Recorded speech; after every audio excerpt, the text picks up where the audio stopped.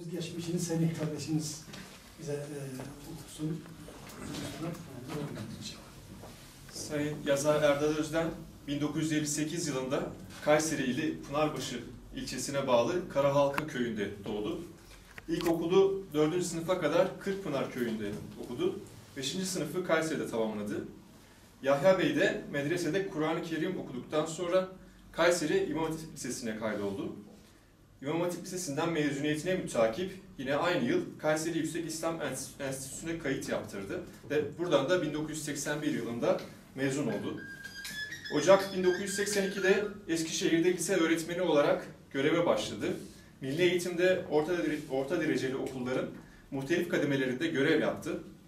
Kısa süre lisede idarecilik yaptı. Eskişehir, Ankara, Van ve Aydın illerinde çalıştı. Haziran 2016'da kendi isteğiyle emekli oldu. Şu anda Aydın'da özel bir kolejde öğretmenlik yapmaktadır. 1992-2005 yılları arasında 6 kez yaz tatillerinde eğitim amaçlı olarak Anavatan Kafkasya'ya seyahatler gerçekleştirmiştir. Evli ve 2 çocuk babasıdır. Yayınlanmış olan 4 adet eseri bulunmaktadır ve yayınlanmak üzere olan da yine 4 tane eseri bulunmaktadır. Evet, sağ olsun. Şimdi inşallah Erdal kardeşimiz yazdığı kitapla ilgili ve söylemek istediği şeyleri biz dinleyeceğiz.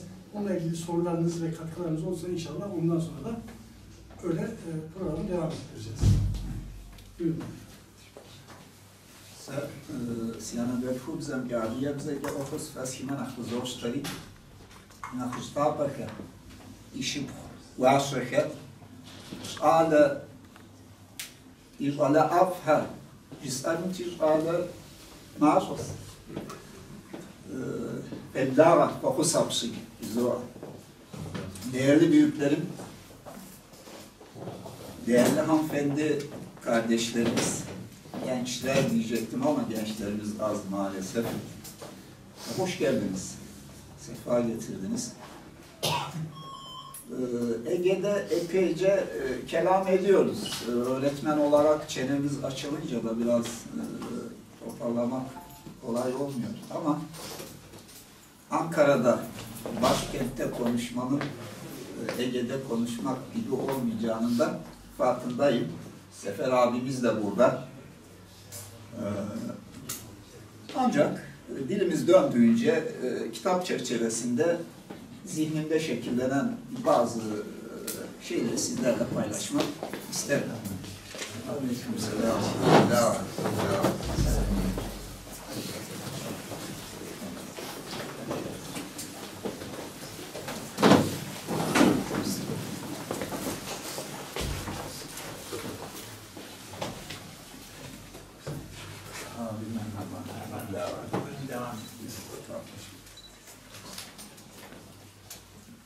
Uzun yaylalıyız. Uzun yaylada doğdum, büyüdüm. Diyebilirim 30 yaşına kadar tam bir uzun yayla kültürüyle büyüdüm. Çocukluğumuzdan beri hep kulağımıza çalan kelimeler var. Mesela şekur. Mesela Jebağı, Azanıko Jebağı, Hacı Efendi, Haruni Efendi, Hafize Efendi gibi. Okula geldik. Tarih ders kitaplarında buna ilave olarak Çerkes Memlükleri diye bir başlık gördük. Bizim lise yıllarımızda şöyle bir başlık vardı. Memlük Çerkezleri. Memlükler 2 ana bölümde işlenirdi tarih kitaplarında. A. Türk Memlükleri, B. Çerkez Memlükleri diye. Sonra bilahare bu Çerkez Memlükleri kısmı kalktı. Tabiatıyla çocukluk yaşlarımızda bu duyduğumuz kelimelerin, kavramların içini pek dolduramıyorduk. Ama biraz ergenlik çağına geldiğimizde, lise yıllarına geldiğimizde bu kavramların ne anlama geldiğini, kendimizi tanımaya çalışmamız, bunu sorgulamamız, ne anlama geldiğini bulmaya çalışmamız takdir edersiniz ki tabiiydi. Dolayısıyla bu kavramlar içerisinde Mısır tahsilli Çerkez alimlerimiz de çocukluk yıllarımızda sık sık annelerimizden, babalarımızdan duyduğumuz isimler. şekur bir anavatan uzak ellerde nasıl olur? Vatan dediğiniz içerisinde yaşanılan, bulunulan, sınırları belli coğrafya olmaz mı? Uzak ellerde bir anavatan nasıl? Onun anlamını bulmaya çalışırken liseli yıllarımızda öğrendik ki kitap okumaya başladığımız yıllarda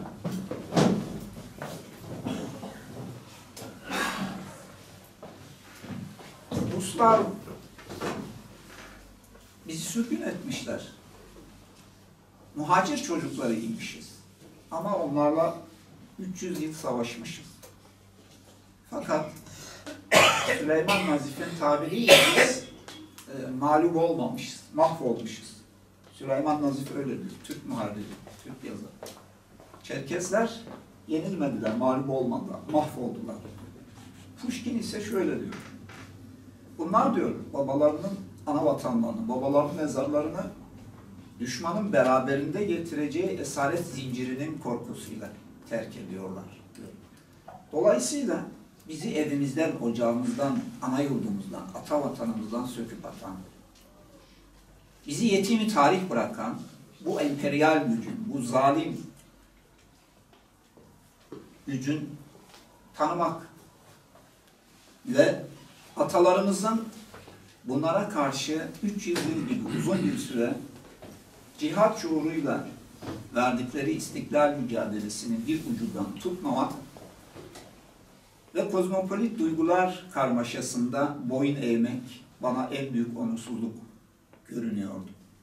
Ve bu mücadelenin bir ucundan tutmayan aydınlarımızı da bir türlü bağışlayamıyordu.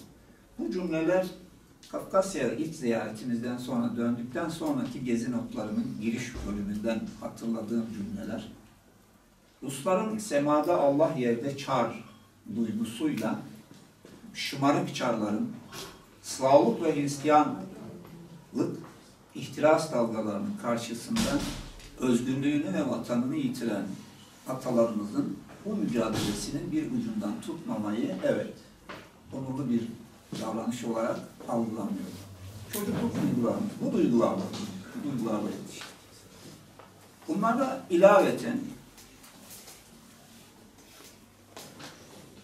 bu büyüklerimizi de çocukluğundan itibaren ruhumda, vicdanımda kaydettiğim büyüklerimizdi. Ve hayal ederdim. Bunların hayatını çalışmayı hep şey yapardım. 1992 yılında Sovyetler Birliği yıkıldığı zaman ilk yakaladığımız fırsatta anavatana koşmak oldu ilk işimiz. Ve ben o zaman Kiril alfabesini okuyup yazmayı öğrenmiştim. Bir ilahiyatçı olarak, İmam Hatip kökenli olarak kendimce bir takım ayet tercümeleri, işte hadis tercümeleri, ilmihal çapında küçük çalışmalar kasete okuyarak, Kiril alfabesiyle işte kağıda dökerek beraberinde götürmüştüm ve bunların orada ne kadar büyük şeyler heyecanla karşılandığını da görmüştüm. Dolayısıyla daha sonraki yıllarda yine eğitim amaçlı gittiğimiz yaz tatillerinde köylerde büyük ihtiyaç vardı din adamlarına, imamlara. Ve imamlara seminer veriyordu. Oradaki imamlara seminer veriyordu. Onlar da Türkiye'ye gelmeyi çok arzu ediyorlardı. Hem soydaşlarıyla tanışmayı, hem Türkiye'deki büyük camileri görmeyi. Ve Diyanet'le kurulan temas neticesinde 17 tane imam göndermiştik. Manisa'daki eğitim merkezine. Onlara hoca olarak da Küp Selahattin Efendi tayin edilmişti. Ben de Aydın'da görevime başlamıştım. Bunu haber alınca Aydın'dan Manisa'ya geldim ve onlarla 3 gün beraber oldum. İşte bu beraberliğimiz esnasında Küp Selahattin Efendi'den isimlerini rica etmiştim. Ezher'de okuyan bu büyük din alimlerimizi Allah nasip eder şey olursa çalışmak istiyorum isimlerini diye. Neyse isimlerini aldık. Bir 20 civarında isim vermişti ve ben onları bir kenara koymuştum. Sosyal medya çok güzel bir imkan. Paylaşmıştım bilahare notlarım, arşivim arasında bulup bu isimleri. Sosyal medyada çok ilgi buldu. Takdir gördü, destek geldi. Sayıları 40'ı buldu. Ve Besmele'yi çekip işte 2017'nin Eylül'ü gibi, Ekim'i gibi başlamıştık. Bir yıl içerisinde bu mütevazi çalışmayı ortaya koyduk. Çok ilgi gördüm. Çok tebrikler aldım. Tabii bu biraz da içerisindeki büyük zatların birinci, ikinci derece akrabalarından gelen doğal olarak insanidir, duygusal tepkiler olmakla beraber hiç yakınlığı olmayan hemşerilerimizden, Çerkezlerden de çok büyük isnaişkar ifadeler, cümleler aldım. Bu şunu kanıtladı benim için. Hani hep bir araya geldiğimizde zaman zaman yakınırız ya. Ya bizim Çerkezler işte birilerinin, aramızdan birilerinin bir şey başarmasını pek hazmedemezler. Birimizin öne çıkmasını hazmedemeyiz gibi sosyal medyada paylaşılan böyle şeyler var. Bunun asla böyle olmadığını gördüm. Bir eser ortaya koyduğumuz zaman gerçekten takdir gördüğünü, tebcil edildiğimizi gördüm. Bir ikincisi, Zeki Bey burada. Bunu sosyal medyadan işte kitabı matbaadan aldım diye paylaşınca telefon etti Zeki Bey. Dedi ki yahu Tokat'ta bir hanım kızımız, Kur'an kursu öğretmenimiz diyor ki Çerkezlerden din alimi çıkmaz. Ya ne iyi ettiniz hocam, bunu bir an evvel geçirelim diye. Değil mi Zeki Bey? Bu ve bir ikincisi hem sevindirici, hem tebessüm ettirici, hem biraz da iç acıtıcı. Bir Kayseri'de din görevlisi kardeşimiz, hocam dedi bu kitabı elime alıyorum da dedi. Din ve Çerkez kelimeleri yan yana ya dedi. Bakıp bakıp seviniyorum dedi. Bu biraz evet hem tebessüm ettirici hem iç acıtıcı.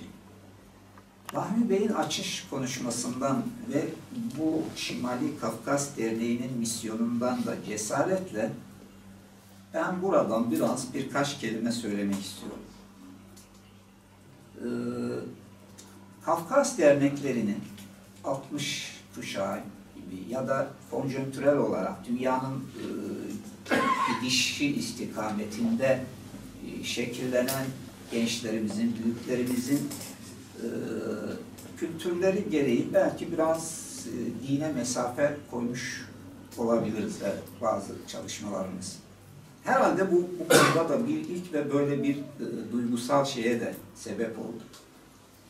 Oysa Çerkezlerin gerçekten işte bu kitapta onu tevarüz ettirmeye çalıştık. Kim olan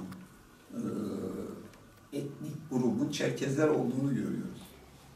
Mesela 1861'de Pınarbaşı ilçe olarak kuruldu yanlış hatırlamıyorsam. Bizim atalarımızın göçleri de o yıllara tekabül ediyor. Yeni yeni daha yurt kuruyorlar, ev yapıyorlar vesaire yerleşim.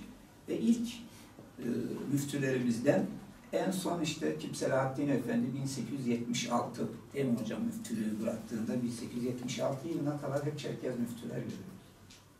Ve o bölgede ve Mısır tahsili bunların büyük ekseriyeti. 1976. Evet, 1976 tabii. Evet. Vefatı 1976. Yok 1876'da bıraktı dedi. 1876. Evet, 1976 evet, özür olsun. Evet. Dolayısıyla 100 yıl gibi bir süreç içerisinde Uzunyayla çevresinde çok saygı gören, çok sayışla kendilerinden bahsedilen, uzun şöhretleri Uzunyaylan'ın da dışına taşmış çok büyük alimler.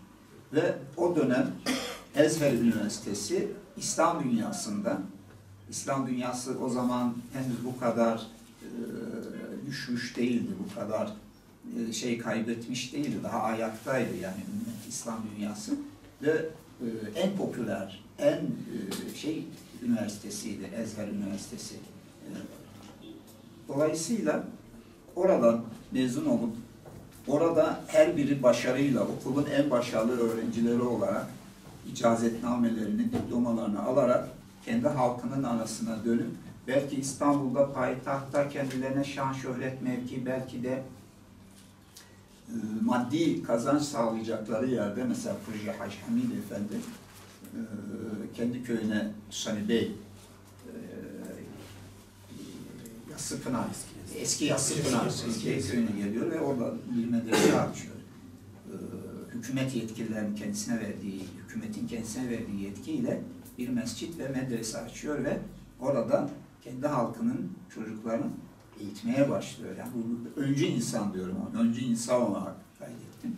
Dolayısıyla o birçok öğrencileri yetiştiriyor. Onun öğrencileri Kafkasya'ya Ezher Üniversitesi'ne gönderiyor ve bir eğitim faaliyeti başlatıyor dolayısıyla o yıllarda. Ve bunun öncüleri Adiyelerdir, Çerkezlerdir yani. Sonra dinin, toplumlar, cemiyetin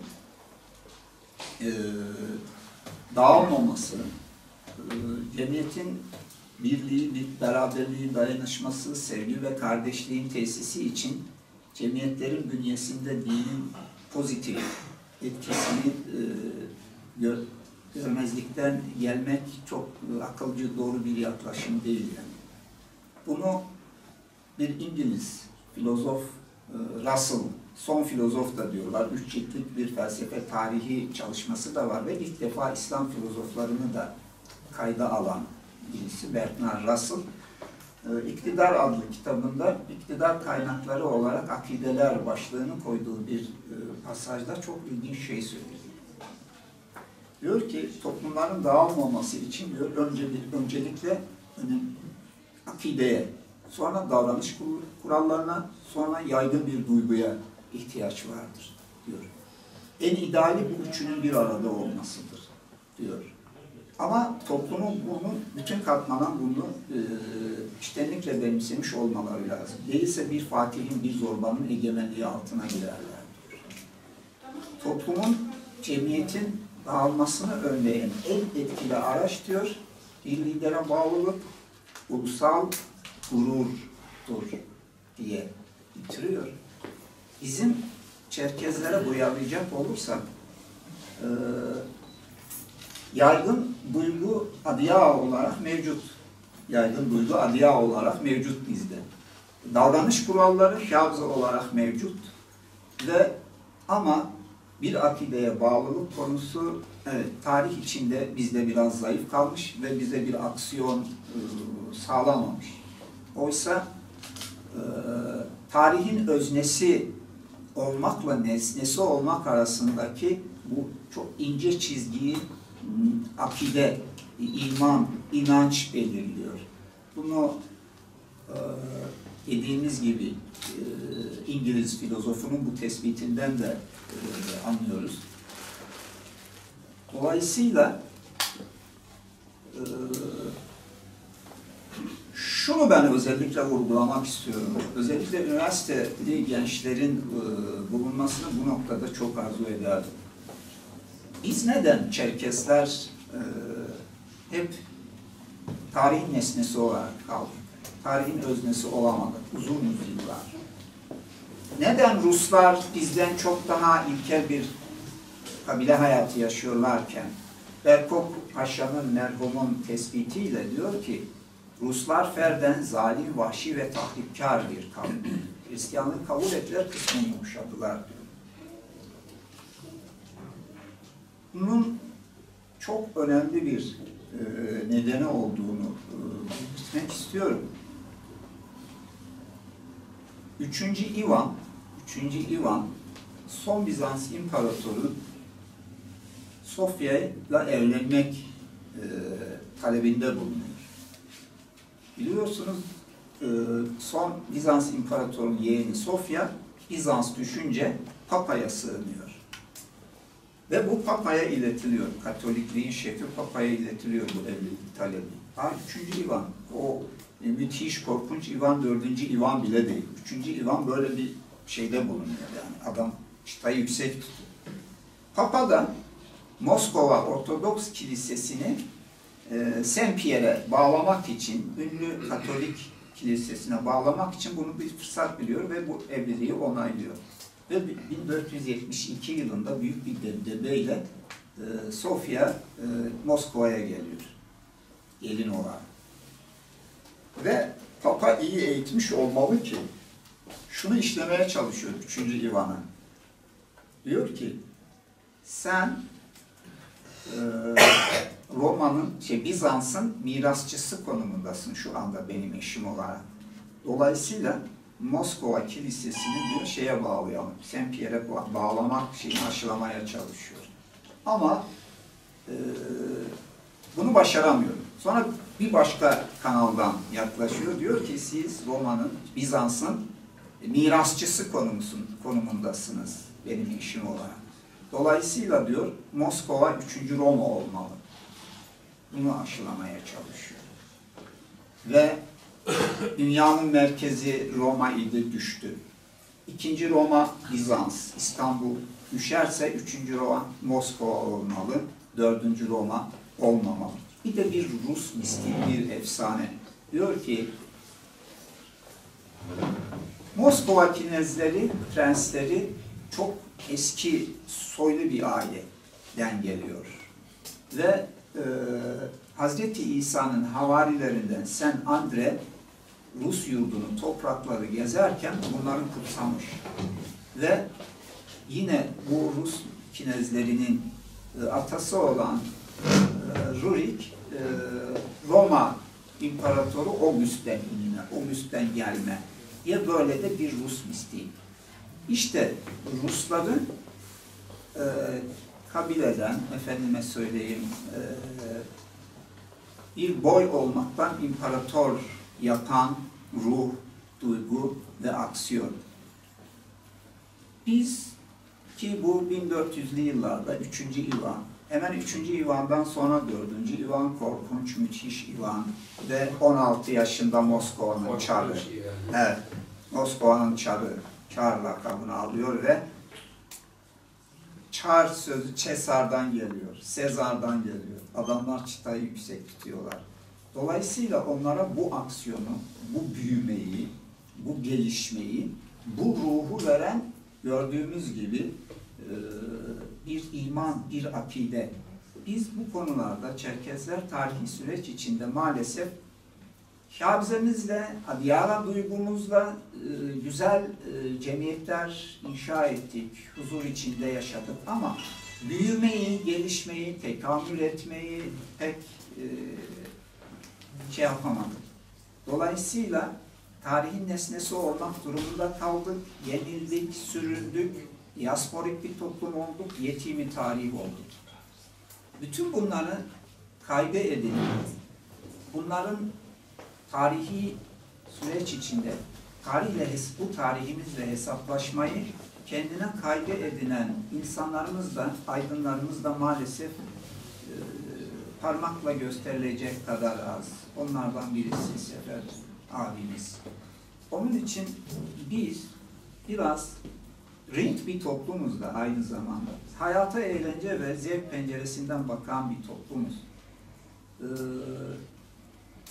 Daha çok kültürel çalışmalar, dernekler içerisinde fikir kulüpleri, kültürel çalışmalar yaparak daha sosyolojimizi, tarihimizi iyi analiz edecek fikir adamları yetiştirmek zorundayız. Bu konuda büyük eksikliğimiz var. Daha kendi tarihimizi, kendi tarihimizin felsefesini yapabilmiş değiliz. Sosyolojimizi ortaya koyabilmiş değiliz. Sürgün edebiyatı yapabilmiş değiliz. Bir sürgün edebiyatı oluşturamadık. Yahudiler bunu çok iyi başardılar. Filmlerle, romanlarla, bütün Nobel ödülü alan şeyler Yahudilerindir. Onların yaptıkları hepimizi ekrana kilitleyen filmler, Yahudi sürgününü, trajedisini, soykırımını anlatan. Biz maalesef iyi bir şey oluşturamadık. Sürgün edebiyatı da oluşturamadık. Dolayısıyla bu tür dernek faaliyetlerimizin, STK'larımızın çıtayı biraz yüksek tutup daha çok fikri çalışmalara, daha çok meselelere ciddi bakmak gerektiği kanaatindeyim. Bilmiyorum, yolda gelirken kafamda, zihnimde tasarladığım şeyleri söylemeye çalışıyorum ama uzatıyor muyum, sıkıcı oluyor mu onu da bilmiyorum. Kitap üzerinde de şey yapabiliriz ama evet, soru cevap alabiliriz diyeceğim ama İbrahim demişti ya kitap biraz önceden erkenden elimize geçse de dostlarımız okusalar ona göre kitabın içinden de bir soru cevap yapsaydık şeklinde. Soru cevap faslına geçelim arzu ederseniz. O zaman Kitaptan biraz bahsetseniz, yani bahsetmeniz gereken bu okuyacağım. kitaptan zaten okuyacaksınız ve ön söyleyeceklerimi ön sözle epeyce uzun bir ön söz yazdım diye düşünüyorum, bilmiyorum. Ama bunun dışında ya bunu yaptınız mı, böyle yapsaydınız şeklinde herhalde kitap okunduktan sonra mail adresi yazdım. Oradan da şey yapabiliriz. İsterseniz sormak istedikleriniz varsa, soru cevap varsa. Şöyle bir şey desem beni bağışlarsınız değil mi? Şeyi yöneticilerine söylüyorum. Şimali Kafkas Derneği sayın yöneticilerine teşekkür etmeyi unuttum, özür dilerim. Bu ince davranışınızdan dolayı teşekkür ediyorum. Sağ olun, var olun. Dezu grubu kuracağız gibi, folklor ekibi gibi bir şey mi hissettim? Ben diyorum ki ya bir Şimali Kafkas Derneği de dezu yapmasın, folklor yapmasın, fikir grupları oluştursun, kültür çalışmaları oluştursun. Biraz biz de yani o kadar dakikirfuans ki, o kadar geç kaldık ki ulusların, halkların, milletlerin gerisinde kaldık ki biz çok çalışmalıyız ve kesinlikle çıtayı yükseltmek zorundayız. Özellikle ciddi meselelerde, kültürel meselelerde, fikri meselelerde ağırlık verilmesinden yana gönlüm. Bunu da anlayışınıza sığınarak, misafirliğime sığınarak söylüyorum. Şunu demezsiniz herhalde.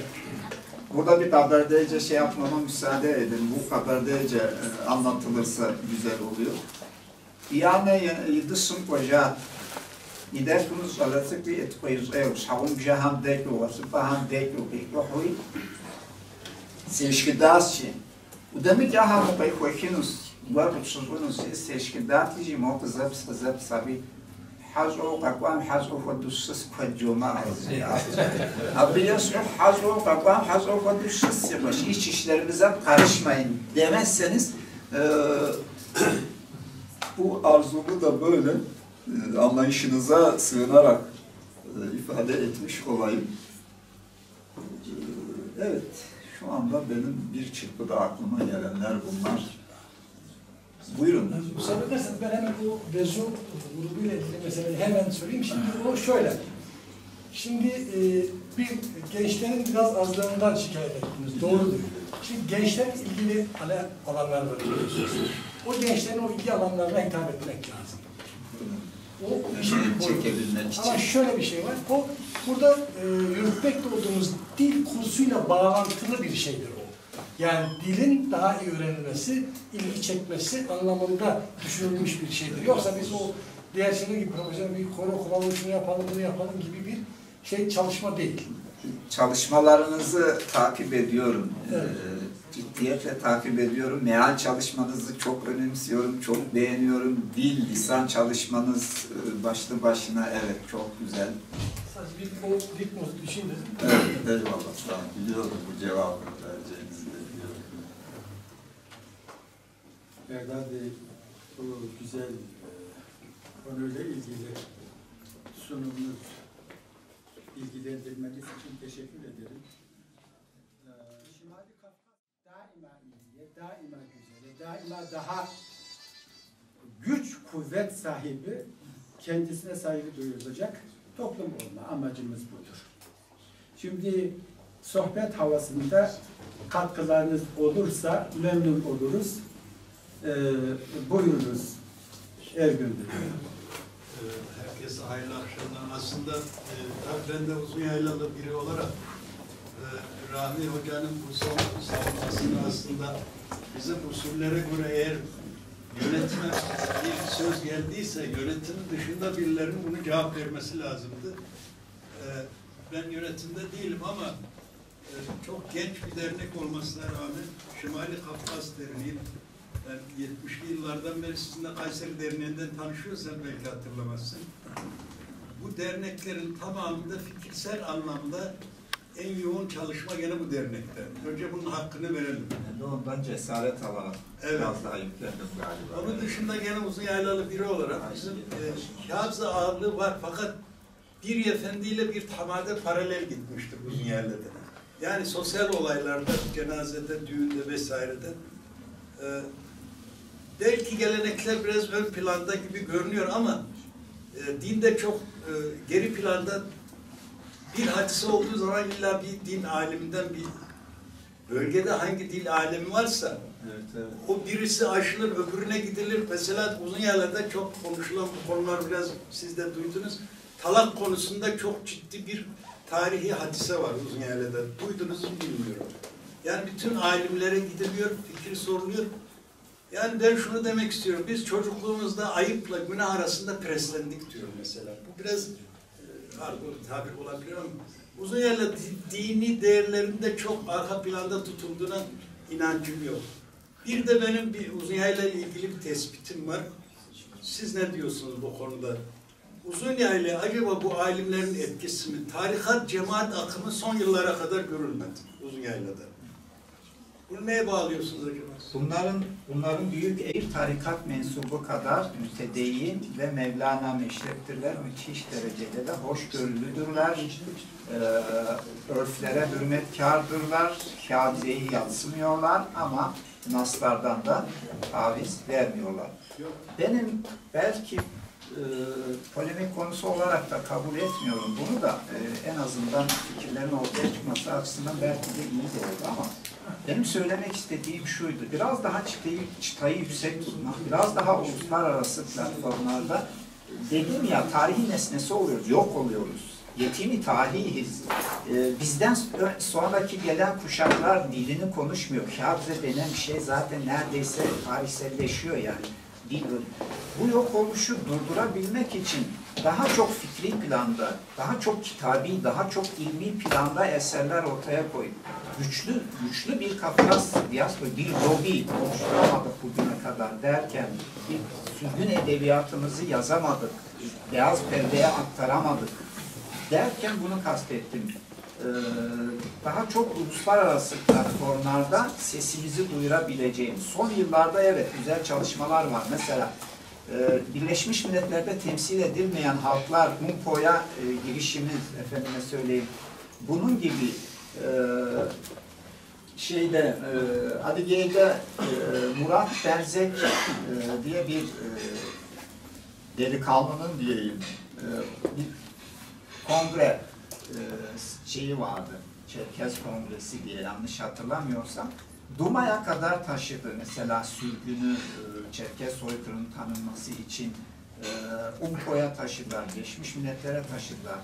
Çok net şey alamadı ama mücadelelerimizi bu meyanda yürütmek için tabii biraz daha yüksek tutmak. Rusların şeylerine dikkat çekerken ve tarihin nesnesi ve öznesi derken unuttuğum bir şey kaldı. Ömer Seyfettin bir hikayesinde şöyle anlatıyor. Rusların Moskova 3. Roma olacak ve Roma ve İstanbul sevdalarını, rüyalarını, hülyalarını şöyle anlatıyor. Bir Bulgar kızı bir Türk zabitine vurgun, efendime söyleyeyim. Dolayısıyla ona kur yapıyor pencereden Türk zabitine. Şöyle bir şarkı söylüyor. Naş, naş, çar, grad, naş. Bizim Osmanlı zabiti onu kendisine herhalde bir aşk türküsünden yazıyor. Oysa anlamı şu, bizim olacak, bizim olacak. İstanbul bizim olacak. 10 asırdır Slav unsurlarına, bütün Slav unsurlarına bu şarkıyı ezberlettirmişler, türkü haline getirmişler, şarkı haline getirmişler. Adamlar da hedef büyüktü ve büyük imparatorluklar kurdular. Dolayısıyla eğer tarihin nesnesi olmaktan çıkıp öznesi olmak şöyle dursun, yok oluşumuzu durdurabileceksek, yok oluşa direneceksek bu meyanda çalışmak noktasında zaten Şimali Kafkas'ın bu eforunu, bu performansını bildiğim için biraz da böyle bir cümle kurmak durumunda kaldım diyorum. Evet, hep abilerimiz, büyüklerimizden söyleyecek. Sayın Bakanım, bu arada da belki de tartışıyorsanız eski devlet bakanımız, Sabri abi, Sabri abi. Evet. Ben zevkle dinliyorum. Teşekkür ederim. Buradan Ben bir şey sorabilir miyim? Ezhar deyince genel algı orada sadece dini eğitim. Oysa orası bir üniversite. Farklı eğitimlerin de verildiği. Uzun yaradan gidenlerin tamamı sadece dini eğitim alarak mı döndüler? Yoksa orada farklı alanları var. İşte bir sosyolojiyi, bir matematiği, bir fiziği deneyenler oldu mu? Buna dair elimizde herhangi bir veri var mı? Hafiz Efendi'nin öğrencisi var. Kitaba da takdim yazısı yazma nezaketini gösterdi. Profesör Kemal Atik. Hafiz Efendi de 3 yıl okudu müdareyle. Metiye'de 3 yıl Hafiz Efendi'de okudu. Onunla yaptığım görüşmede şunu söyledi bize.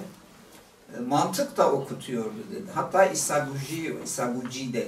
İsaguji'yi okutuyordu dedi. Bu bir mantık ilmi. Osmanlı medreselerinde okutulmuş bir mantık ilmi.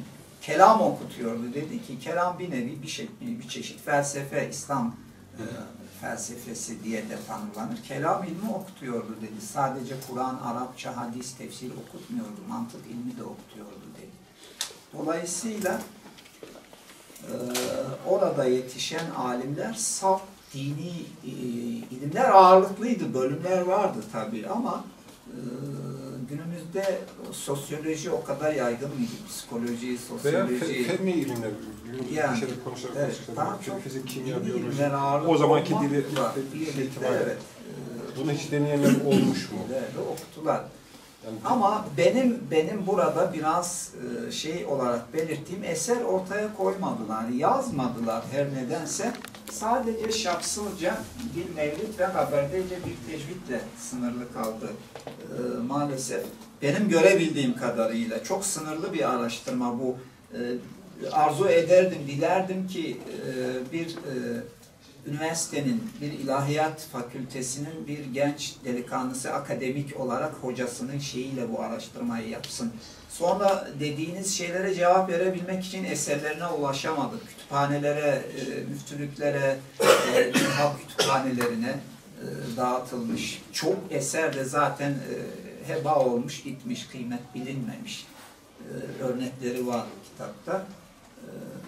Dolayısıyla o konuda da çok ciddi bir veriye maalesef çok geç kaldım. Onu da itiraf ediyorum ön sözde. Çok geç kaldık. Keşke 20-25-30 sene önce en azından bir Hafiz Efendi, Ezher ulemasının son temsilcisi olarak bir Hafiz Efendi hayattayken onunla konuşabilseydik, bir ipucu yakalayabilirdik. Onların ufku, dünya görüşü konusunda. Mesela soruyorum burada. Çerkez Taavun Cemiyeti vardı 20. yüzyılın başlarında. Çerkez Taavun Cemiyeti Kafkasya'ya din adamı gönderiyordu, dini materyaller gönderiyordu ve oraya gidip orada okul açan, müdürlük yapan, öğretmenlik yapan Düzceli, Şapsıl, Ezher'de İstanbul'da tahsil görmüş Şapsıl alimler var. Düzceli, Şapsıl alimler. Bizim uzun yaylalıların bunlara katkıları oldu mu? Bunlarla şeyleri oldu mu? İlişkileri, temasları oldu mu? Bilmiyorum. Yalnız bizim Kırkpınar'da imamlık yapmış Jambot Efendi, Şocan Jambot Efendi diye birisi var. Onda Arap harfleriyle hazırlanmış Çerkezce alfabesi, Çerkez alfabesini görmüştük. Onun torunu arkadaşım Kaya İlhan'la birlikte harfleri derleyerek öğrenmiştik. Ve ben onunla Kip Selahattin Efendi'nin kardeşi Seyfettin hocamızın kütüphanesinde gördüm Kaberdeyce Arap harfleri esasla alfabeyle hazırlanmış Kaberdeyce bir tecvidi okuyabilmiştim hala kitaplığımda. Bir şekilde İstanbul'da teması olanların az çok irtibatları olmuş. Mesela Beslene-i Tarkani Efendi'nin kitaplarında koydum onu buraya. Kitaplarında Çerkes Taavvün Cemiyeti'nin talimatnamesi var. Bunun gibi ama Düzceli alimler Kafkasya'da çok irtibatlı olarak çalışmışlar. Bolşevik ihtilali öncesi o boşluktan istifade ederek oraya gidip okullar açmışlar. Okullarda öğretmenlik müdürlük yapmışlar. Bizim Uzunyayladaki bu Ezher mezunu ve o jenerasyondan böyle bir katkıları olan şey yapamadım bunların içinde ama en azından İstanbul'la bir şekilde yolu kesişenlerin o Çerkez alfabesini edindiklerini, Çerkez Taavvün Cemiyeti'nin talimatnamesinin kitaplarının arasında çıkması bir şekilde az çok da olsa irtibatları olduğunu gösteriyor. Ama bu konularda bizim şu anda konuşmak istediğimiz, dile getirmek istediğimiz Kafkasya'ya Çerkeslerin tarihsel geçmişiyle ilgili, gelecek kaygısıyla ilgili, istikbalimizle ilgili kaygıları olmuş mu? Böyle bir yazılı veya sözlü şeye de yakalayamadım ben.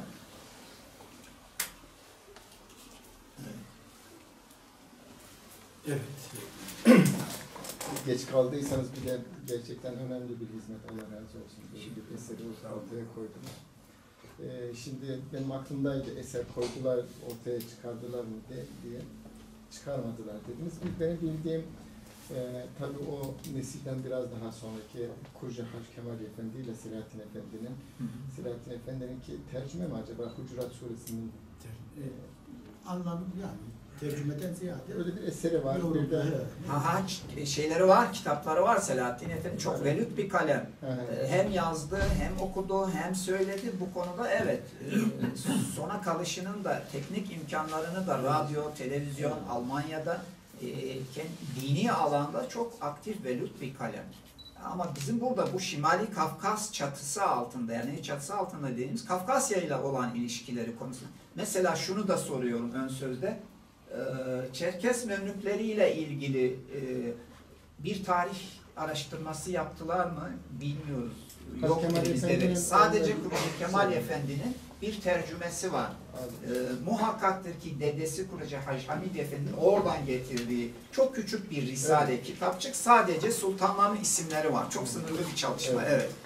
Bir de şeyi söyleyeyim, biraz önce konuştunuz yani çok önemli bir gündem şey değildir ama bizim Çerkezlerin dinle ilişkilerini yansıtması açısından Uzunyayla'dakiler bilirler. Böyle bir insana yalvarırken veyahut da sitem ederken şeriat-ül kabilme diye söylenir. Böyle bir direkt yaygın olarak kullanılan bir şeydir.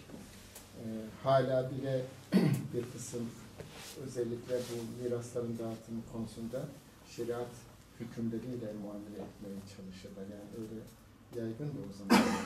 Ama böyle dinin kendisini böyle insanların gözünün önüne sokacak şekilde böyle çok yüksek düzeyde tutmuyor olabilirler ama böyle bir altyapısı var yani.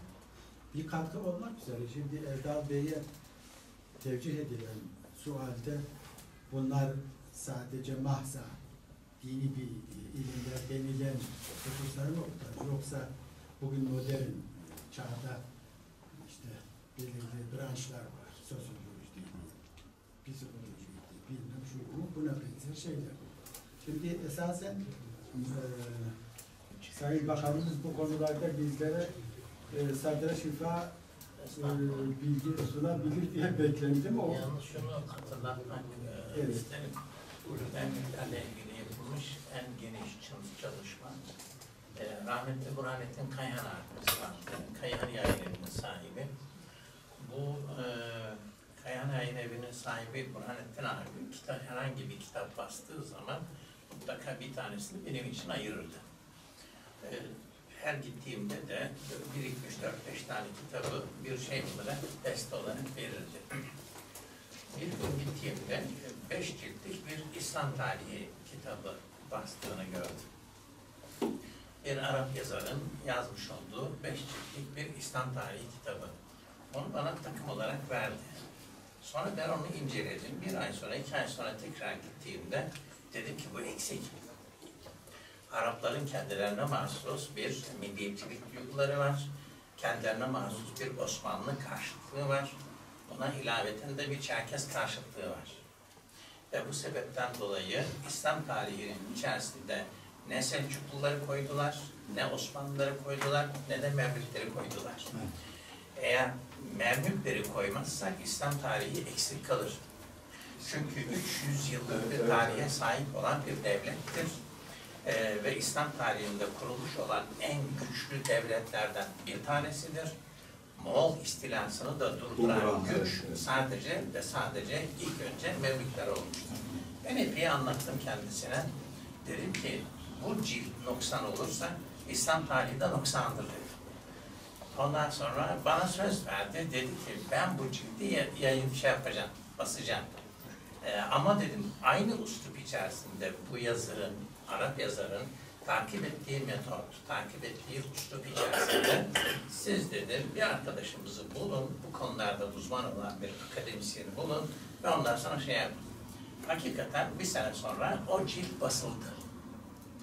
Kayhan Yayın Evi'nden çıkmış olan İslam tarihi takımının sanırım 6. cildi olacak. Harikulade. 7. cilt. 7 mi 6 mı? Neyse. 6 veya 7. Harikulade güzel bir şekilde takriben 500 sayfayı aşkın 600 sayfa civarında sadece Memlük dönemine alan bir çalışma oldu.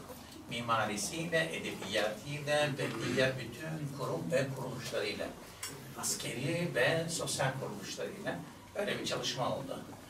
Onun için oradan hareket etmek suretiyle Memlüklerle ilgili çalışmaları genişletme imkanı vardır. Zaten Memlüklerin bu kültürel yapısı bilinmeden de Mısır tarihini de anlamak mümkün değildir. İslam tarihini de anlamak mümkün değildir. Bir de Memlüklerin karakteristik özellikleri burada paşamız varmış. Askeri cenahını kendileri çok iyi bilirler. Oradaki Memlük sisteminin oluşması tabiri verdiği çok güzel bir şekilde anlatır bunları. Şeyhülbeled müessesesinin yaygın hale gelmesi. Şeyhülbeled dediğimizde belediye başkanı gibi bir şeydir bu. O yörenin hem güvenliğinden sorumlu, zabıtasından sorumlu hem de kazai gücü olan bir müessesedir. Onların etrafında biriken hemşehrilerimiz veya Kafkasya menşeli, hatta Türk Memlüklerinin önemli bir kısmı da Kıpçak menşelidir. Bunlar da Kafkaslardan gelmiş olan insanlardır. Dolayısıyla böyle bir çalışma vardır. O çalışma arkadaşlarımız tarafından okunursa fevkalade güzel bir malumat ihtiva eder. Ben bunu hatırlatmak isterim. Yıllar önce okumuştum öğrencilik yıllarında Ahmet Hazer Hızal'ın Kuzey Kafkasya Hürriyet ve İstiklal Davası. Onun orada çok azdır Memlüklerle ilgili bilgi. Çok az belki yok gibi ama kaynakçada 4 kitap veriyordu o. Ben de hasbelkader Çerkes Memlükleri ile ilgili bir makale yazmıştım. Öbür kitapta var hocam, o burada yok. Bu 4 kaynağa ulaşılmadan bu konuda yazılacak bütün kitaplar eksik kalacaktır diye. İnşallah Burhanettin Kayhan merhumun kitabında. Çünkü o Kafkasya ile olan, Çerkes Memlüklerinin Kafkasya ile olan irtibatlarını yazan kitaplardan söylüyordu. Mısır Milli Kütüphanesi'nde. Ahmet Hazer Bey'in yazmış olduğu o kitabın yazıldığı tarih, ulaşılabilecek olan kaynaklar son derece sınırlıydı. Sonraki dönemde çok geniş bir kaynak ortaya çıktı. Bu İslam Mecmuat, İslam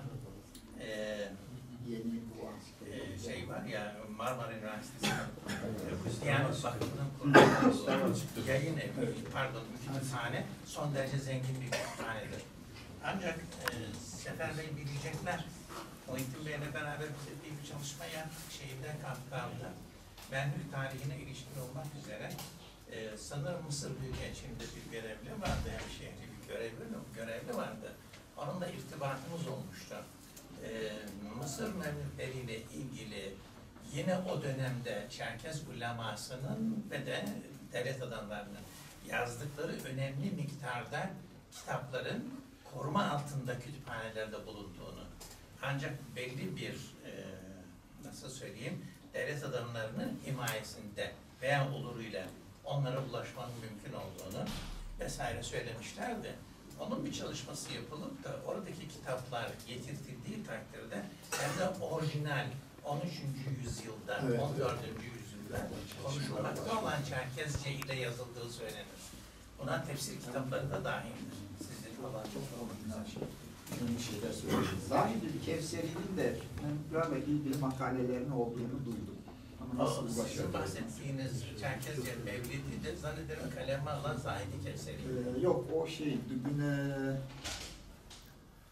Suat Navuç miydi acaba? Sanırım Kevseri'nin de öyle bir şeysi olması gerekiyor sanırım.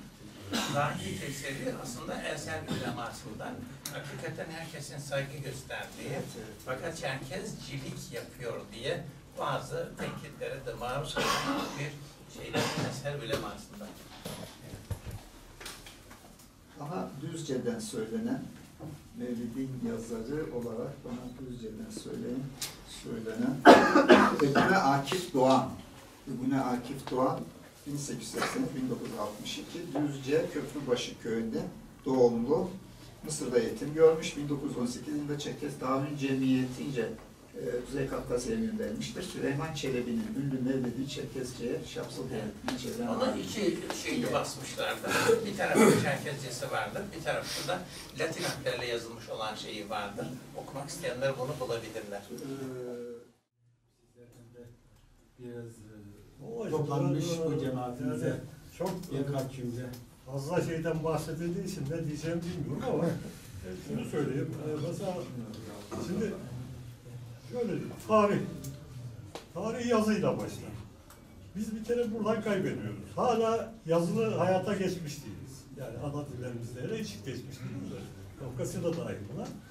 Şimdi bu bir eksiklik. Bunu kapatmak için biraz daha fazla aslında uğraşmamız gerekir. O konuda da maşallah hiçbir şey yaptığımız yok. Yapmaya da niyetimiz yok gibi görünüyor.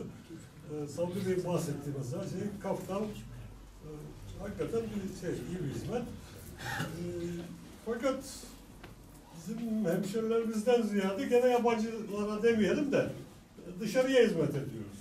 İşte o üniversitelerle falan biraz temas edildiği için üniversitelerden geliyorlar şimdi, tez alıyorlar. Kaynak bulunca tez de alıyor insanlar. Hocalar tez veriyor.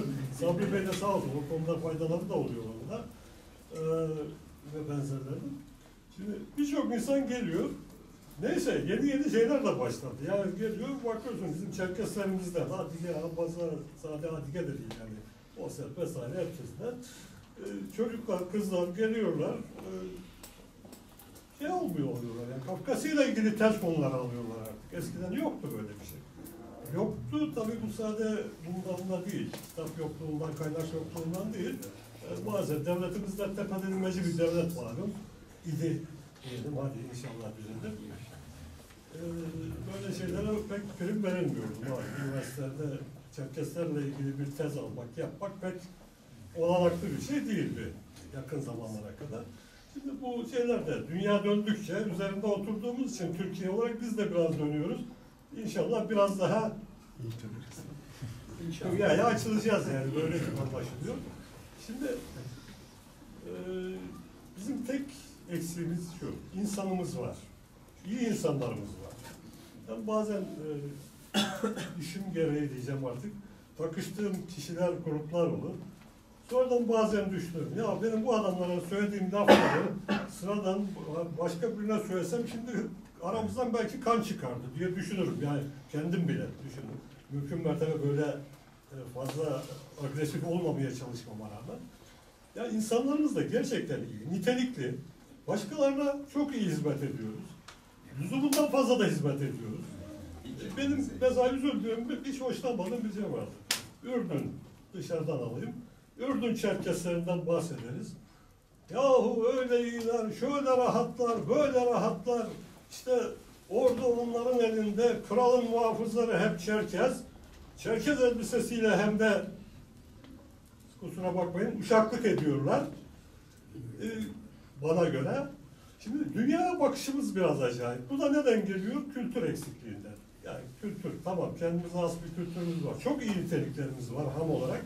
Fakat dünya görüşümüz falan filan bence çok eksik, yanlış şekillendiriliyor biraz da. Eksikliklerimiz de bundan kaynaklanıyor. Mesela biraz evvel Memluklardan bahsettik. Bir tek şey, Memluk. Benim çok uğraşmadığım, yabancı olduğum bir şey. Bitmiş bir toplum çünkü. Çerkesler de vardı malum. Son 200 yılı Çerkesler yönetti. O çağın en büyük İslam İmparatorluğuydu. Yani düşünün, Mısır, Sudan, bugünkü işte Arabistan, Yemen vesaire dışında bugün Anadolu'nun, Güneydoğu Anadolu'nun tamamını neredeyse almıştı. Kafkasya'yla bağlantı kurmasına az bir şey kalmıştı. Büyük atamız, ceddimiz diyen bizim bazıları da oluyor. Yavuz Sultan Selim Efendi Hazretleri sayesinde yok edildi. Soyuldu. Mısır'da, İstanbul'daki büyük şeyden alın, Mısır çarşısı bile oradan taşınan esnaf, işte mal vesaireyle kurulmuştur. Yani bilmediğimiz çok şey var. Dünyaya sadece hep iyi niyetle bakmak da pek bir şey ifade etmiyor. Onun için mesela Memluklarla ilgili bir şeyler bahsedildi. Bahsedilen Kayhan, geçen de konuşurken fark ettik, şey yaptık. Benim köylümdü. Köylümden daha yakındı. Rahmetli Erbakan Hoca'nın danışmanlığını falan da yapmıştık bir ara. Efendi bir abimizdi. Sedat'ın da ilk çevresini o basmıştı. Şimdi onun şeyini de biliyorum biraz o konuları. Bugün Türkiye'de yok. Böyle bir şey yok. Türk tarihiyle ilgili yok ki. Başka ne olacak? Doğru dürüst, sağlıklı bir tarih anlayışımız yok ki. Memluklarla ilgili örneğin benim tesadüfen muttali olduğum Londra'da bir şey var. Memluk Araştırmaları Enstitüsü var. Aralarında dergi çıkarıyor. Dergi bırakın şeyi. Yani Memluklarla ilgili senede birkaç kez de olsa dergi çıkarıyorlar. Memluk sultanlarıyla ilgili, sosyal yapısıyla ilgili bir sürü şey var. Yani her konu böyle. Bizim konu bile yabancılardan öğreniyoruz. Maalesef işin kötüsü düşmanlarımızdan öğreniyoruz. Yani Ruslardan öğrenmek zorundayız tarihimizi. Ama bunu da işte biraz seçerek, şey yaparak akıl süzgecinden geçerek yapmak zorundayız. Ne yapıyoruz? Dernek kuruyoruz bol bol. Derneklerimiz birbiriyle sürtüşüyor falan filan. Bunları biraz daha sağlıklı, biraz daha akla uygun yapmamız gerekir artık. Evet, hepimiz de bunun farkındayız aslında ama nasıl yapılacak onu pek bilemiyorum. Teşekkür ederim. Şu kardeşimiz. Profesör Kemal Atik hocamızın bir mesajı var. İzniniz olursa onu okumak istiyorum. Çerkezlere sonsuz müteşekkirim. Hocam Hafız Efendi'ye ve okuduğumuz köy halkına saygımı ve sevgimi daima canlı tuttum. Acizane yeni bir kitabım çıktı. Adı İslam Dünyasının Açmazları. Bu kitabı hocama ve Çerkezlere ithaf ettim. İşte kitabın ilk sayfasında ithaf yazın diyor ve ilk sayfasında.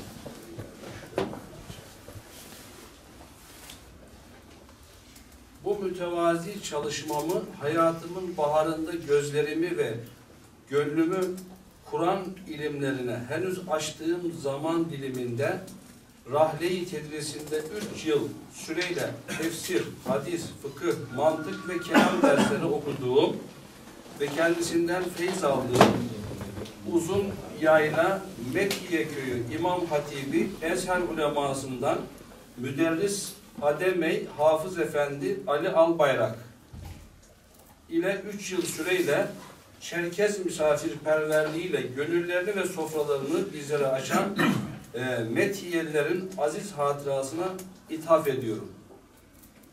Şimdi gönderdi.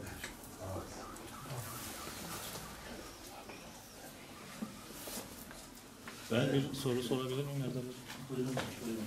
Evet, öncelikle bu kış gününde aydından kalktınız, davete icabet ettiniz. Teşekkür ediyoruz. İki sorum olacak. Bir, bir sürü isim var kitapta. İsme ulaşıp da bilgiye ulaşamadığınız, yazmadığınız kimse oldu mu? Evet. Ya da siz kitabı yazdıktan sonra şunlar da vardı diyenler oldu mu? İkincisi, Semih tanıtımda 4 farklı kitap daha çalışması olduğunuzu söyledi. Bu kitapların mevzuları nelerdir? Kısa bir bilgi alabilirsek. Öncekilerden başlayalım. Evet. İkisini ben de bilmiyorum. Kuzey Kafkasya gezi notları uzun 92 dönüşümde başlamıştım. 95, 96, 2005 de dahil. En son gidişim 2005'ti. Onları inşallah hazır size Kafkasya gezi notları diye şey yaptım. Evet. Kafkasya üzerine yazılar, bugüne kadar yazdığım makaleler, Çerkes edebiyatı Nalozavur'dan çeviriler ve Çerkes edebiyat tarihiyle ilgili bir çalışma var. Bu tamamlanmadı. İnanmak ya da inanmamak, bu da benim alanımla, ilahiyatla ilgili bir alan. Birinci sorunuza gelince ön sözde belirttim. Bilgi vereceğini söyleyip de dönmeyen 2-3 kişi. Ve evet, ismini tespit ettiğimiz ama ya birinci derece yakınlarından bilgi alamadığım Uzunpınarlı Balkar Haruni Efendi. Balkar Haruni Efendi bu kitaba girmesi gerekiyorken maalesef girmedi. Allah nasip ederse böyle sizlerden gördüğü ilgi sebebiyle ikinci baskıda olacak gibi inşallah ikinci baskıya nasip olursa ve daha da dediğiniz gibi gelirse ya şu alim de vardı, şu hoca efendi de vardı, bunu da keşke ilave etseydiniz gibi bu şeylere de açık olduğumuzu da ifade ettik son sözde. İnşallah onlar da ilave ederiz diye arzu ederim. Moderatörlük bana kaldı gibi Çerkez olmayan çok değerli bir dostum Tahsin Bey var. Çerkez dostu, kadim dostum. Onu da söylemek isteyeceği birkaç cümle olur mu diye. Tahsin Bey, dinlediniz bizi, tuttunuz halimizin misali. Tahsin Hocam da. Evet. Biz Erdal Bey'le öğretmenliğinin ilk yıllarında birlikte kaldık Eskişehir'de. Kendisini Çerkezleri yakinen tanıma fırsatı buldum. Daha önceden de ben Samsun Termeliyim. Bizim yakın komşularımız vardı. Çok saygı duyduğum, babam yerine koyduğum bir Çerkez Erdoğan amcamız var. Oradan da tanırız camiayı. Erdal Hocam'dan bahsetmiş olayım ben. O zaman da genel bahsediyor. gayretliydi. Bu alanda ciddi çalışmaları vardı. Zaman zaman Kafkasya'ya gidip geldiğinden de paylaşırdık oradaki izlenimlerini, tecrübelerini. Burada ben bu konuşmalar içerisinde bana en çok dikkatimi çeken bir mevzu oldu. Hep kafamda da keşke öyle bir şey olsaydı dedim. Rusya'nın dağılması esnasında orada bir devlet kurulamaz mıydı? Gerçekten keşke böyle bir şey olsaydı çok müthiş bir şey olurdu.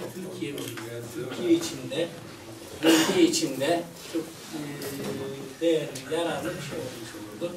Size çalışmalarınızda başarılar diliyorum. Yardım etsin diyorum. Çok önemli bir nokta seçmişsiniz. Çok önemli bir nokta seçtiniz. Yani. Sağ olun. Ederseniz ben bir husus hatırlatayım arkadaşlar. Şimdi Muhittin Bey bana bir not verdi. 2 tane not verdi, 2 tane defter verdi. İkisi de Osmanlıca yazılmış. Birisinin pek fazla şeyi yok ama diğeri ikisi beraber olduğu için ikisini beraber emanet ettim. Diğeri Çerkez tarihiyle ilgili Osmanlıca yazılmış olan 70-80 sayfalık bir not. Harikulade güzel bir Osmanlıca ifadeyi var. Yani edebi bir üslupla yazılmış. Fakat son kısımlarla ilgili yapraklar eskimiş. Ön tarafta da kimin yazdığı belli değil.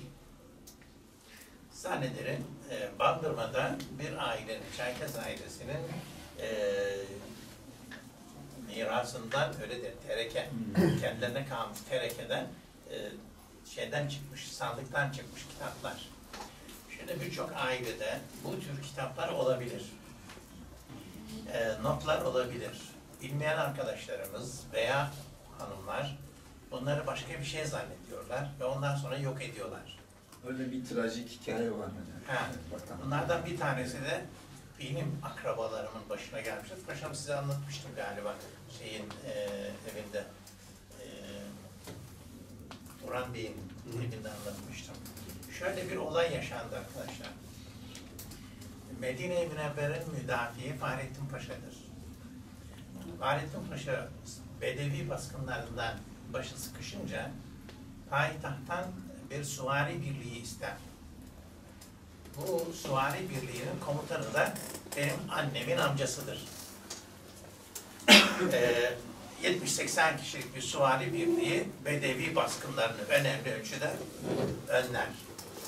Dönerken oradan o birlik annemin amcasına da ceylan derisi üzerine yazılmış, altın suyuyla yazılmış bir berat verir. Bu beratı annem sürekli bir şekilde bahsederdi. Elinden de hiç düşürmezmiş amcası. Nihayetinde bu unutuldu gitti. Abim Medine-i Münevvere'de görevliyken, oranın ortaokul lisesinin müdürüyken böyle bir berattan haberdar oluyor. Ve köye geldiğinde annemin amcasının torunu kızla görüşüyor. Diyor ki dedenin böyle bir beratının olması lazım. Fahrettin Paşa'nın vermiş olduğu berat. Ne diyor? Böyle bir berat olması lazım. Çok önemli bir berat. Verdiği cevap şu: ben onu 2 sene önce yaktım. Yakılır mı yani? Niye yaktım? Biri bize büyü yaptı sandım, sihir yaptı sandım, öyle yaktım. Buna benzer çok olaylar meydana gelebiliyor. Dolayısıyla da sandıkta orada burada alınmış bir takım notlar olabilir. Osmanlıca bilen arkadaşlarımız vardır. Veya en azından bileni bulmak mümkündür. Bu tür şeyleri mümkün olduğu kadar arkadaşlarımıza ulaştırmak gerekiyor. Çünkü hangi şartlarda ne şekilde yazıldığı ve hangi konulardan bahsedildiğini önceden bilmek mümkün değil. Kontrolden geçtikten sonra şey yapmak lazım. Böyle bir olay yaşandı. Onu da hatırlatmak istedim. Teşekkür ederim. Buyurun. Erdal abi, şimdi kitap Uzun Yayla ismiyle olduğu için bizim bölgeden bir soruyla başlamak istiyorum. Şimdi Uzun Yayla köylerdeki yaşamı filan ele aldığımızda din büyüklerimizin Şabize üzerindeki etkisini acaba hiç araştırdınız mı? Şimdi bazı büyüklerimiz, hocalarımız, alimlerimiz hemen bir duvar gibi, o yemuk değil, ayıp, günah pardon şeklinde bazı kâbizelerimizi engelleyebildiği gibi bir bakıyoruz ki bu bence daha çoğunlukta. Kalkıyor, kahvesini oynuyor, şeşesini oynuyor. Belki kızacaksınız, közleri oynayanı da gördük, bilmem ne gibi şeyler, güzellikleri de oluyor. Yani o ortamın gerekliliklerini yerine getirebiliyor. Şimdi bu kitabınızda belki Uzun Yayla olduğu için bunlar muhakkak araştırılmıştır ama içinde varsa da affola, okumadığından sormak gereği diyorum. Bunlar bizim adiyelerin Şabize dediğimiz gelenekleriyle örtüşen güzellikleri mi daha çok oldu Uzun Yayla'daki alimlerimizin, büyüklerimizin? Veyahut da bir sütre öreli tarzda gibi davranışları mı oldu? Bu konuda bir inceleme yaptınız mı? Veyahut da görüşünüz, hisleriniz nedir? Onu sormak isterim. Akabinde Şek'te ne kadar durmuştunuz abi? Onu belirttiniz ama onunla paralel bir şey sormak istiyorum. Evet, 6 kez gittim geldim. Yaz tatillerimi eğitim amaçlı orada değerlendirmek amacıyla 92, 94, 95, 96, 98, 99 ve 2005. Evet. Kah 40 gün kaldım, kah 25 gün. O zaman gözlemler yeterince olduğuna inanıyorum. Şimdi sözünüzün başında söylediniz. 90'ların sonunda Türkiye'den 16-17 tane hoca gitmişti. Acaba bilginiz var mı? Onlar orada kalan oldu mu? Ben bunu merak ediyordum mesela. Yok, böyle bir konu. Orada kalan bir tek Selim var. Diyanet. Evet. Diyanet'te görevli, evet. Bir de kardeşim var Celal'da. Celal dini şey amaçlı değil. Selim dini faaliyetlerle İmam Hatip mezunu ilk şeylerin gönderdiği Kayseri'de Abdülgafar Tezgi başkanlığını yaptığı Almanya'da Duisburg'da bir Kafkas Derneği'nin finanse edip gönderdiği hocalarıma. Onlar hepsi 1 aylık, işte 6 aylık, 1 yıllık, hatta dönemler halinde gitmişler. Kemal Efendi ve Selahattin Tüfek'ini onlar göndermişlerdi ama bu Selim orada kaldı, evlendi, çoluk çocuk sahibi oldu. Bir kişi olarak işte bu demografik yapı açısından çok önemsediğim bir şey. Orada şimdi 4-5 kişilik bir aile oldu. Şeyleri de getiren Selim herhalde, tercümanlıklarını yapan değil mi Zeki Evet, Bey? evet. Diyanete oradan müftüleri, Kuzey Kafkasya bölgeler müftülerini de getiren o. Onun haricindekiler, Kaya kaldı orada. Benim arkadaşım, dostum, köylüm Kaya kaldı. O çok müthiş iz bıraktı. Çok az konuşur ama o kadar güzel, o kadar pozitif iz bıraktı ki pazardaki kadınlar öyle diyorlardı. Müsalem des adiye bize ki akşam bir şey nasıl zaten diyorlar. Biz buradan ben Kaya'dan öğrenmişler pazardaki kadınlar şeyler. Çerkezce para sayıyor. Hem dini hem milli olarak müthiş iz bıraktı Kaya orada. Onu biliyorum orada kalanlardan. Selim ve Kaya'yı biliyorum. Çok sık görüşüyoruz. Evet. İlk kısma da paralel az soracağım şey sorudan aklıma geldi. Uzunyayla'da Şehazep toplantıları yapılmıştı 60'lı 80'li yıllarda, evet, evet. 70'li yıllarda. Bu din alimlerimizin buradaki etkileri nasıl oldu? Mesela baktığımızda Whig kaldırıldı ki bildiğim kadarıyla işte gerçi doğru taraflar var. Çerkez olmayan kesim de geliyordu. İstenmeyen olaylar yaşanmaya başlanmıştı diye bilgi duymuştum. Fakat günah gibi bir şeyle de bu tip örnekler oldu yani kaldırıldı. Evet. Bunlardaki etkileri neler oldu acaba bu din alimlerimizin? Yani kültürel yaşantımıza. Yahya Bey'de ve daha sonrasında Karakuyu'da Yahya Bey'de yapılan toplantılarda Selahattin Kip Efendi'nin katıldığı, Habseden Kurucu Kemal Efendi'nin katıldıkları ve bunlar burada onların fikir beyan ettikleri bu şeyin kaldırılması, Whig'in kaldırılması, başlık parasının minimize edilmesi konusunda etkili konuşmalar yaptıklarını duydum, biliyorum. Müddin Bey'in çalışmalarında da var o özellikle. Yalnız folklorumuz, danslarımız, cebulerimiz, düğünlerimiz konusunda Uzunyaylalı alimlerin hepsi aynı görüşte değiller ve hepsi susmadılar. Mesela Metiyeli, Müdareyeli şey var. Vaşi Hac Ashadi Efendi var. Bunun düğünlerimizin kaldırılması konusunda diğerlerinden daha sert görüşler beyan ettiği söylendi. Onu da not ettim. 94 yaşında Koşi Nail amca vardı. Onun dediğine göre yasaklamadı diyor. Yasaklama gücü de yoktu diyor birey olarak ama ısrarla tavsiye ederdi diyor. Yani yapılmaması taraftarıydı diyor. Hatta Adiye bize ki ya Adiye bize tıkımı tumur kaya Kur'an dinim şeriatım o mırfırış diye şey yapardı o. Bazıları da sukut ettiler efendim. Yani mesela Karahalkalı Harun Efendi şunu dediği söylenir. Ya tamam kaldıralım da yerine ne koyacağız? Çorum bölgesinde kaldırıldı. Mesela yerine davul zurna geldi. Onun için ben şöyle formüle ettim onu. Örfe hürmetkardılar. Kabze'ye yatsımadılar. Ve marjinal, ekstrem uç söylemlerde bulunmadılar. Toplum tabanında bulunmayacak uç şeylerde de bulunmadılar. Biraz meşhule hürmet, biraz sır idraki hikmetiyle hareket ettiler diye öyle anlıyorum ben, öyle yorumluyorum. Bilmem. Oldu mu? Aydınlatıcı oldu mu? Senin Akburak'ın selamı var elimizde. Aleykümselam. Aleykümselam. Sağ olasın efendim. Siz Kemal Bey de şeyiniz nedir? Biraz önce mesajını okudunuz Ben ya. orada onunla beraber yüksek lisansımı yapmıştım. Öyle mi? Adiye misiniz? Evet.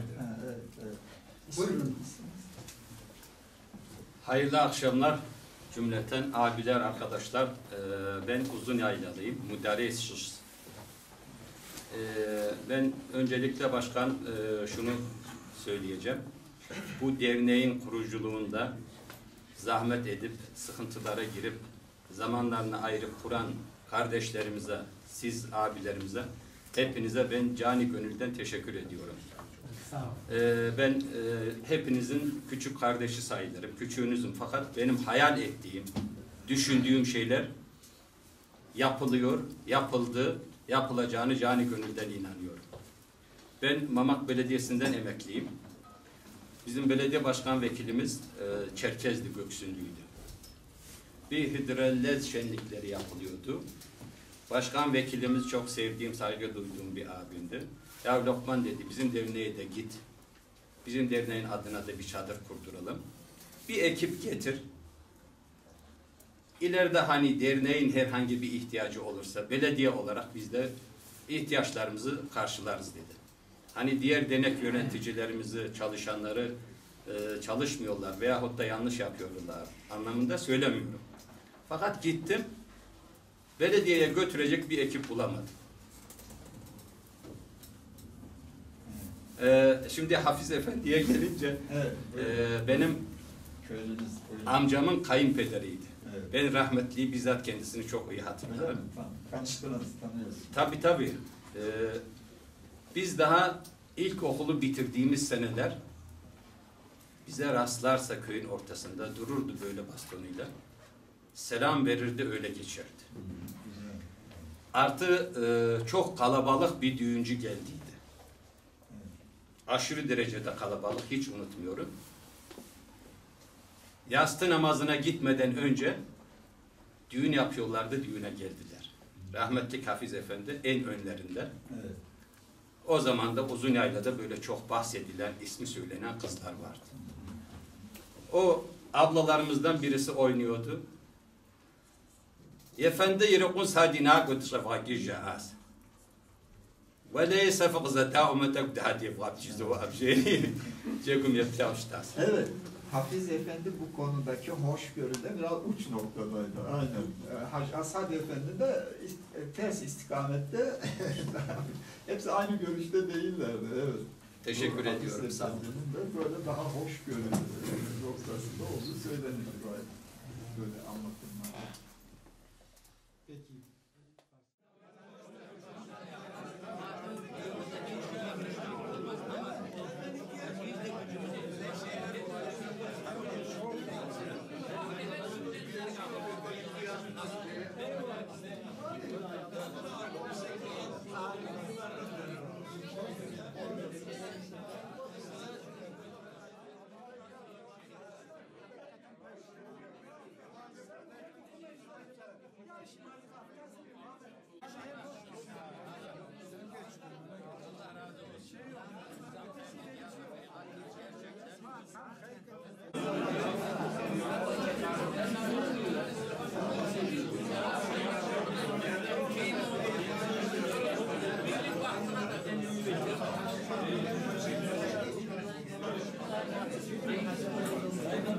Evet.